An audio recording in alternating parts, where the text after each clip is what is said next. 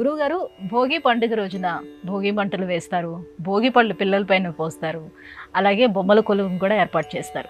ఇంతకీ ఈ భోగి రోజున ఏ దైవాన్ని ఆరాధించాలి?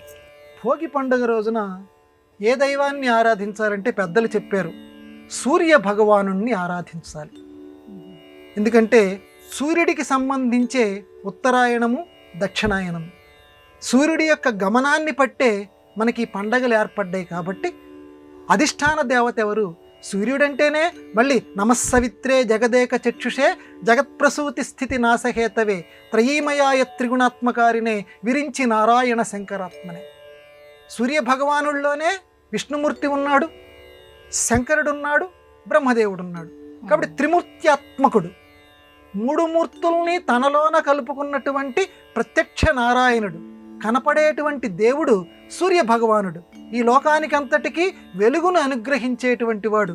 కాబట్టి ఓ మహానుభావ, ఈ రోజుతోటి మాకు దక్షిణాయనం ముగిసిపోతోంది, నీ యొక్క గమనం ముగిసిపోతోంది. రేపటి నుంచి ఉత్తర అయనం అంటే శ్రేష్టమైన ప్రయాణం. ఉత్తర దిక్కు వైపు నువ్వు కొంచెం ఒరిగి ప్రయాణం చేస్తావు. ఉత్తరం అంటే శ్రేష్టం అని మనం చెప్పుకున్నాం. కాబట్టి శ్రేష్టత్వం వైపు నువ్వు అడుగులు వేస్తున్నావు. మమ్మల్ని కూడా శ్రేష్టత్వం వైపు అడుగులు వేయించు. మేము ఏదైతే చెడుదారుల్లో ఉన్నామో ఆ చెడులో మమ్మల్ని నడిపించకు. నువ్వెలాగా ఉత్తరాయణం మొదలుపెట్టావో మమ్మల్ని కూడా మంచి దారి వైపు నడిపించు. నీ వెలుగుల్ని మాలో నింపు, సూర్యకాంతిని. ఎందుకంటే ఆరోగ్యం భాస్కరాదిచ్చేత్, ఆరోగ్యాన్ని అనుగ్రహించేటువంటి వాడు భాస్కరుట్ట. కాబట్టి స్వామి, సూర్య నమస్కారాలు వేసే ఓపిక ఉందా? సూర్య నమస్కారాలే. ఎండలో కొద్దిసేపు కూర్చొని వెయ్యి.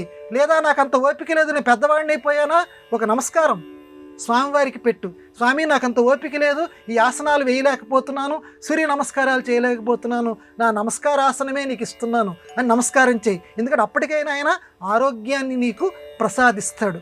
లేదా ఆ సూర్యకిరణాలు ఒంటికి కొద్దిసేపైనా తగిలేటట్లు ఉదయం పూట సాయంత్రం పూట చేయి. ఇప్పుడు ఆరోగ్య శాస్త్రరీత్యా, వైజ్ఞానిక శాస్త్రరీత్యా ఏదో డి విటమిన్ ఇలా అంటున్నారు చూడండి, అది కూడా సూర్యకిరణాల వల్ల వస్తుందని చెప్పి మన సంప్రదాయం కూడా చెప్తోంది, ఆధునిక పద్ధతులు కూడా చెప్తూ ఉన్నారు. కాబట్టి సూర్య భగవానుణ్ణి మాత్రం తప్పనిసరిగా ఈ భోగి పండగ నాడు మిగతా దేవుళ్ళని ఆరాధించు.